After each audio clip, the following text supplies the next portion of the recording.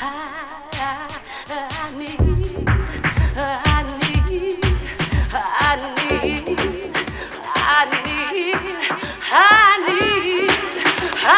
need, I need, I need somebody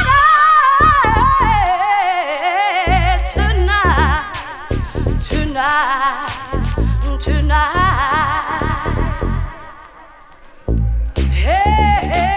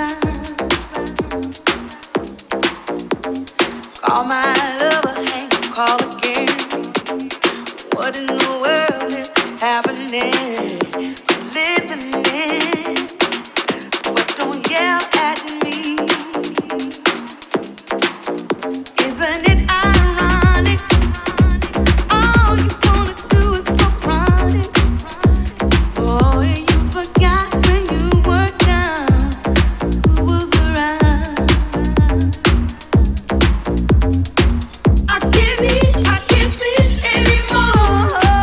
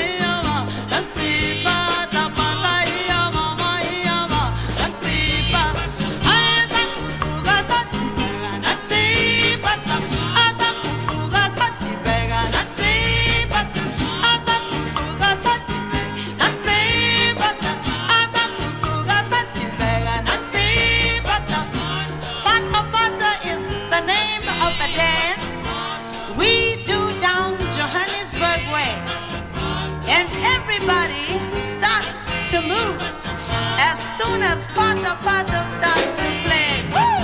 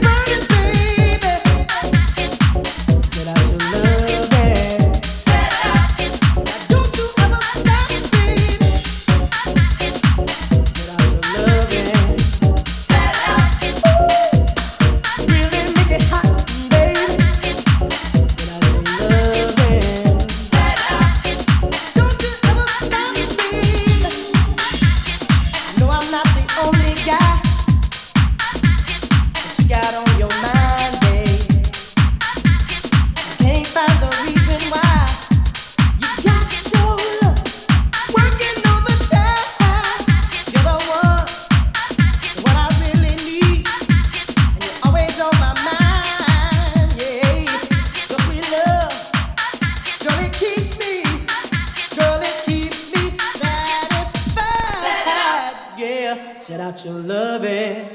Set it out. And keep the fires burning, baby. Set out your loving. Set it out. And keep the fires burning, baby. Set out your loving. Set it out. And don't you ever stop, baby. Woo! Set out your loving. Set it out. And keep the fires burning, baby. Got to set it out. Set it out. Really, really. Make it hot.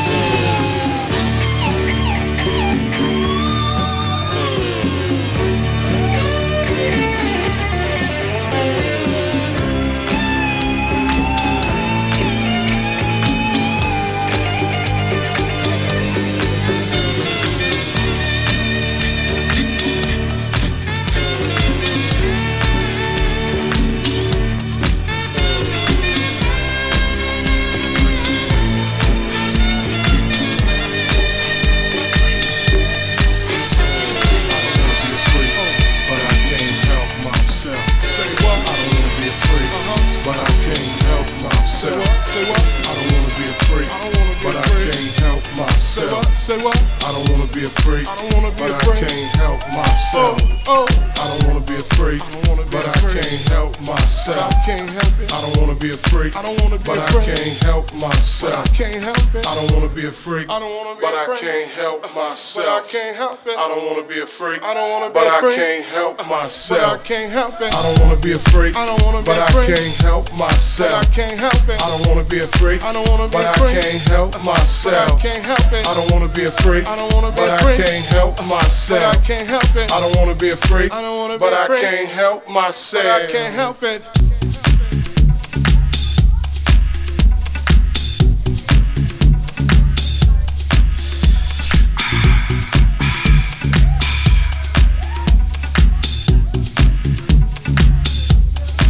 Said we're some freaking motherfuckers. Said we some freaking motherfuckers. Said we some freaking motherfuckers. Said we some freaking motherfuckers.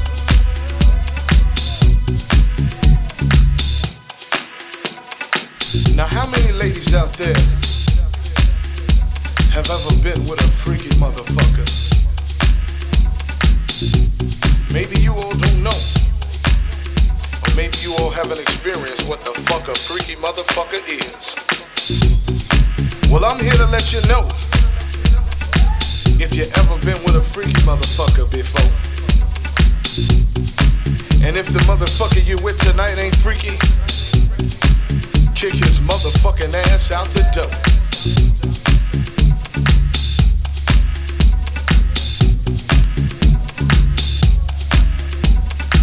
Now a freaky motherfucker will do anything.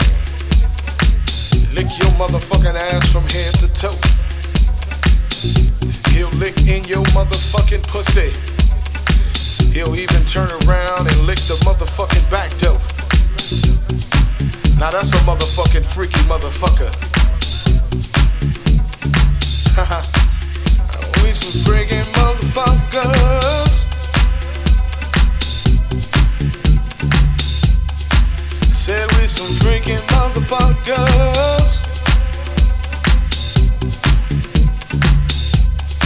Said we some freaking motherfuckers. Said we're some freaking motherfuckers.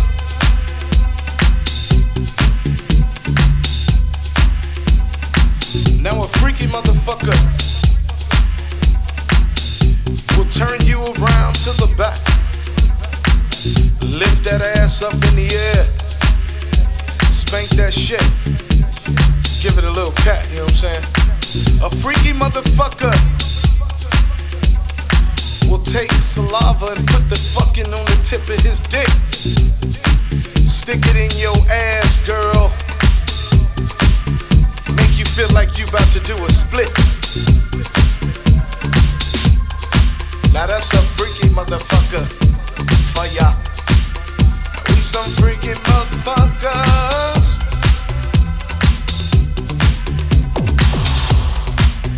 We some freaky motherfuckers.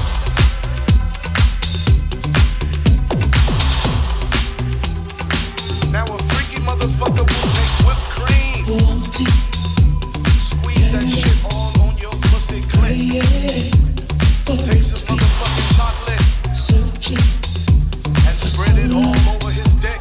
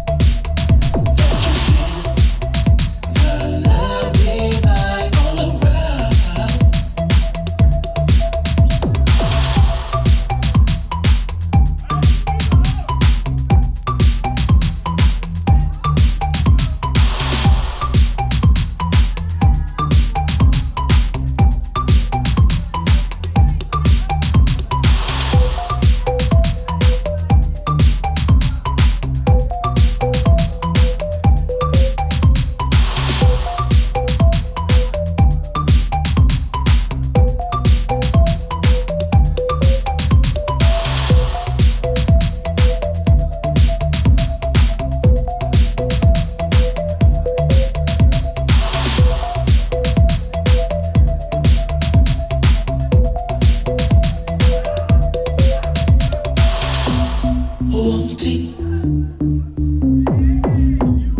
yearning, wanting, yearning, searching, searching, searching, praying for it to be.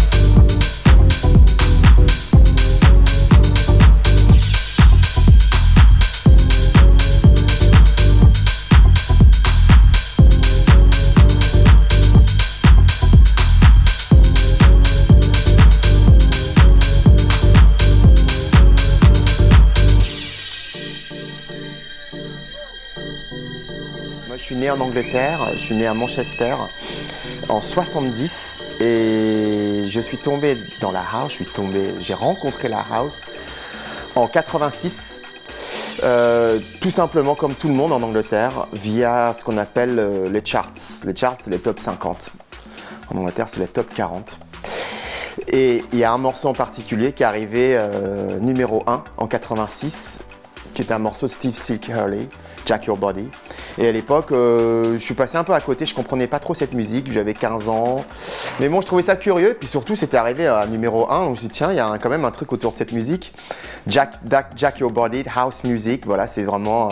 Et un an après, j'ai fait la rencontre d'un autre morceau, enfin quelques mois après, d'un autre morceau, qui est arrivé aussi dans le top 10, donc qui avait fait beaucoup de bruit.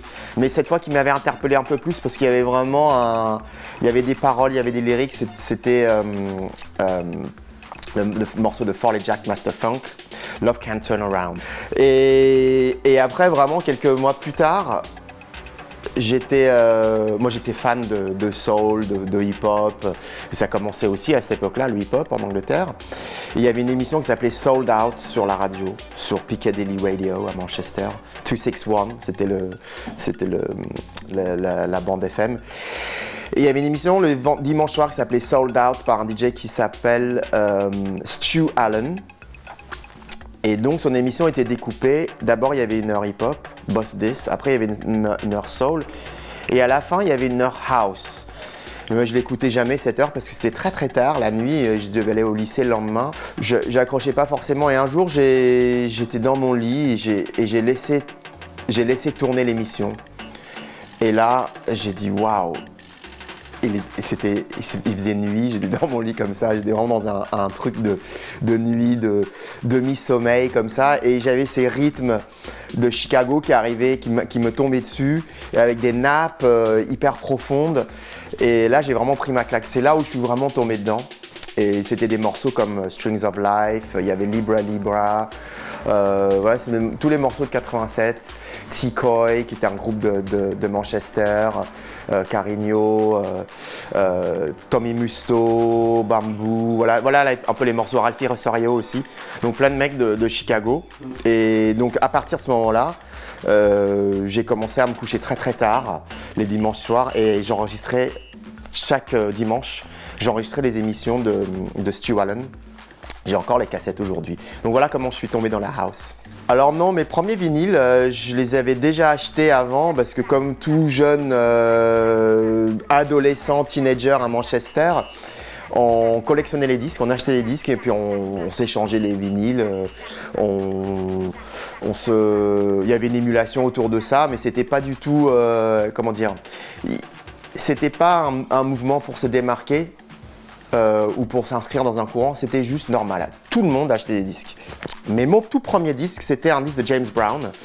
C'était un medley. Et donc sur la pochette, tu avais 12 titres. I Got Ants in My Pants, Good Foot, etc. Je me suis dit, waouh, tous ces morceaux-là, pour 2,90 livres, même si c'est vraiment une affaire, donc je l'achète et finalement je me rends compte que c'était un montage, c'est un exercice de DJ. Donc c'était une des premières rencontres avec le monde du DJing. Mais je l'avais pas encore compris. Pour moi, James Brown, c'était ça. C'était un enchaînement de morceaux et je trouve ça hyper dansant. En fait, c'était un méga mix, voilà. L'envie du mix, tout ça, c'est venu par plusieurs influences pendant cette période précise qui, on va dire, qui a commencé, le début, on va dire, c'est 83, 84. Et on va dire les quatre années qui suivent, je fais la rencontre du DJ Mix, en fait, d'abord via le film Beat Street, qui est un film mythique dont la bande-son a été produite par Arthur Baker, qui est aussi un autre producteur phare des années 80, aux côtés de Trevor Horn et Quincy Jones aussi. Je développe cette culture de danse, en tout cas grâce à la France, parce que je venais en France régulièrement, et grâce à l'émission de Sydney, qui passait à la télé quand même grand public. À des heures de grand public, hein. C'était quand même assez incroyable quand même de voir ça à la télé à cette époque-là. Et ben, j'apprends la danse et aussi c'est mon premier contact avec le DJing.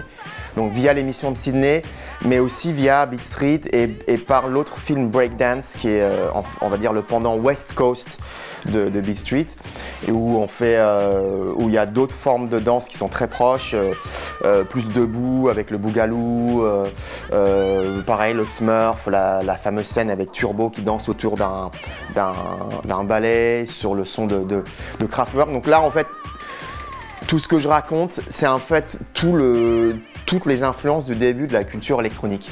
Que ce soit hip-hop, déjà bien lancé, ou que ce soit house et techno. En 87-88, au bout de 4 ans, je commençais à comprendre ce que c'était le DJ, quoi. Ce qui m'a donné envie de commencer, c'est pas un vinyle d'abord, c'est un film, c'est Beat Street.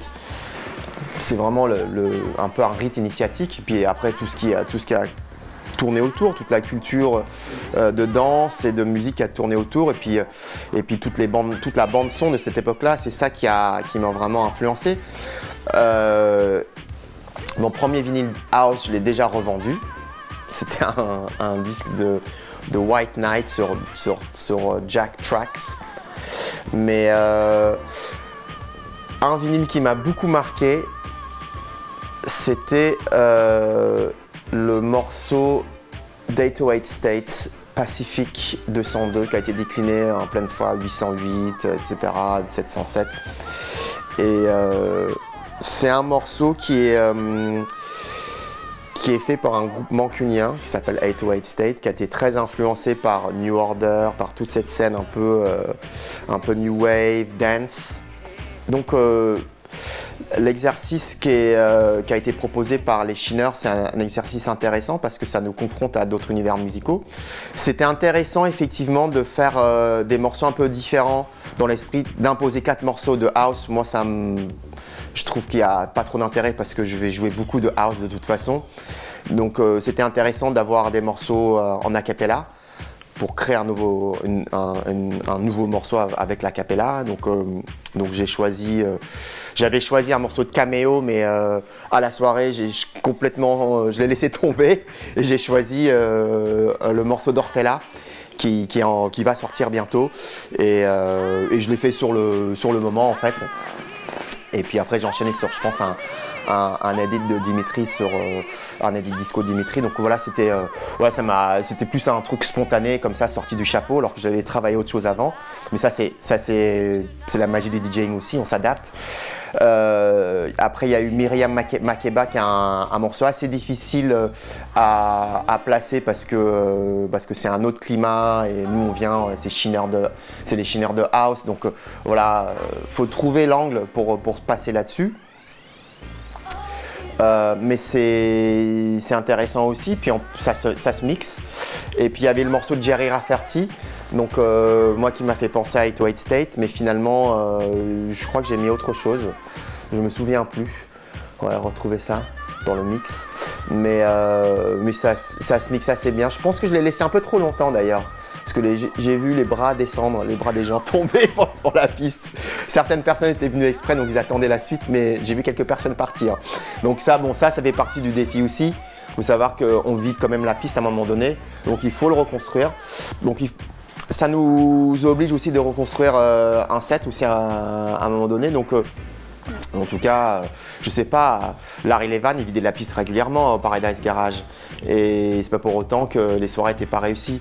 Donc je pense qu'il faut pas avoir peur de ce genre d'exercice et justement, faut pas avoir peur de tester des choses sur la piste. En tout cas, moi, en tant que DJ, j'adore quand j'entends d'autres DJ faire des essais, casser les conventions et être un peu plus faire des expériences. Et ça se faisait beaucoup aux années 80. Prendre le micro, parler. Donc voilà, on est sur un exercice qui peut tout de suite, qui peut basculer dans le n'importe quoi parfois, mais aussi qui peut vraiment sublimer les choses. Un mix tout droit, on enchaîne, c'est super, mais on prend pas beaucoup de risques. Donc la prise de risque est importante quand même dans ce travail. On est des artistes aussi, donc voilà, il faut savoir se confronter un peu à d'autres choses.